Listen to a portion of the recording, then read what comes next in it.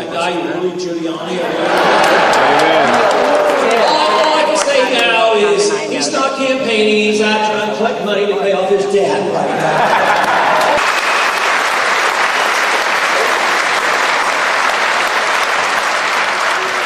The war is an undeclared war. The war is has been fought under false pretenses. The things that we were told were absolutely wrong. Some people call them lies.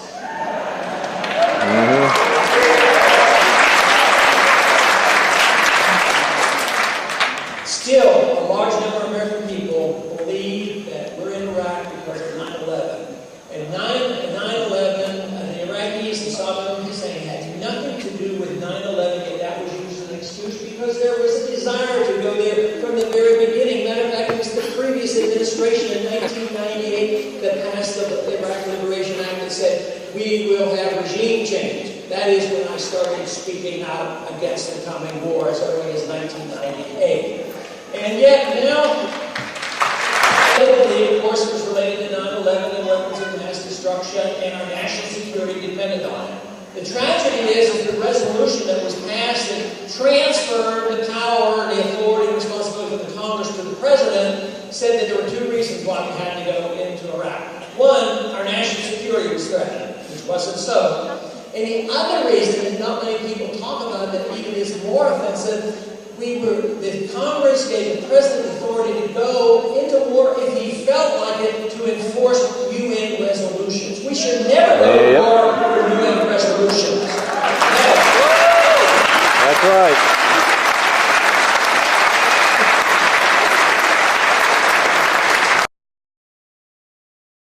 Let's have a third option. Let's talk to people. Let's travel and train with people. Let's not fight with people. Amen.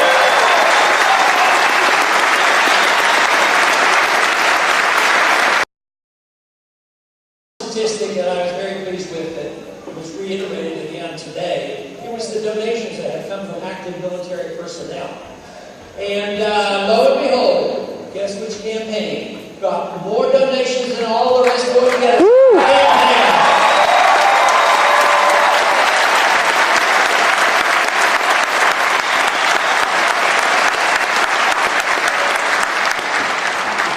There's a lot of reasons why foreign policy is important. It's important that we don't go to war without declarations. It's important we don't go to war under UN resolutions. It's important that we don't start wars and a lot of needless killing goes on. But there's also the issue of the economics of war. We've been taught too often in our schools, and it still lingers in some of our institutions, that the Depression ended with World War II. And that just isn't true. I mean, I remember World War II when things were very depressed. Actually, economic conditions were worse in World War II. The Depression ended after World War II. War is never an economic benefit. It is always an economic negative. War is not necessary. War is not necessary. War is not necessary. Because we're going to go in there, and it's going to be a cakewalk, and we're going to pay for the whole thing with their oil. And they're the ones now who say that if we leave, we're going to have problems. I would say, why listen to those who gave us such bad advice? Listen to them about the advice about whether or not we should leave.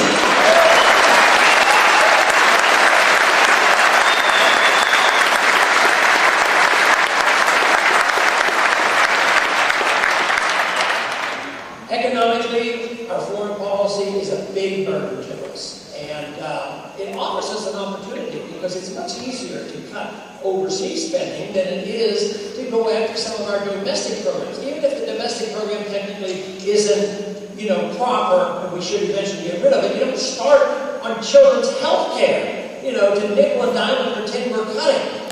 We're spending $1 trillion a year overseas to maintain our empire. And it's time we quit it because it will come to an end. The Soviet system collapsed for economic reasons, not because we beat them militarily. So we can save a lot of money. And I don't mean just bringing our troops home from the Middle East. It's time we brought our troops home from Japan, Korea,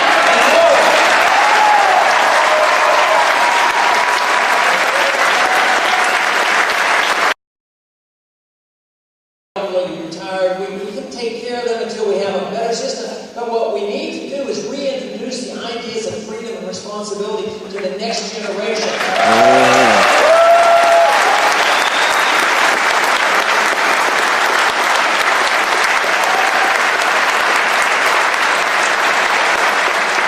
This means that the young people moving into the workforce, we can save enough money that they can opt out and get on to Social Security.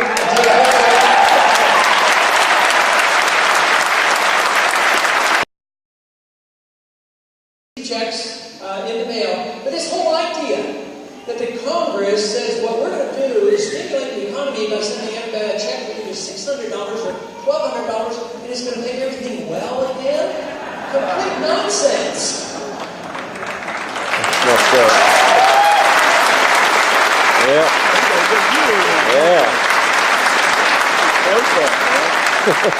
Washington has no money. They tax us to the hill, and they know they can't tax anymore. Maybe they'd cause a tax revolt. Who knows? But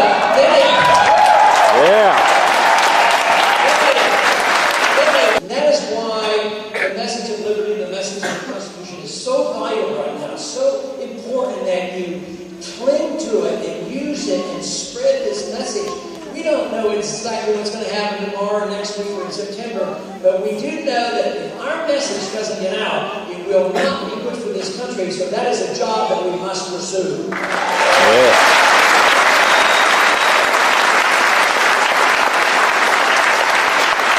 Economic liberty is based on the assumption that freedom is not equitable, there's not enough fairness, and the bureaucrats and the politicians know what is fair and equal.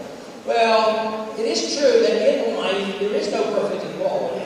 And if you seek equality, you can achieve it. But the achievement of equality, economically speaking, is usually poverty for everyone. That is what we have to reject.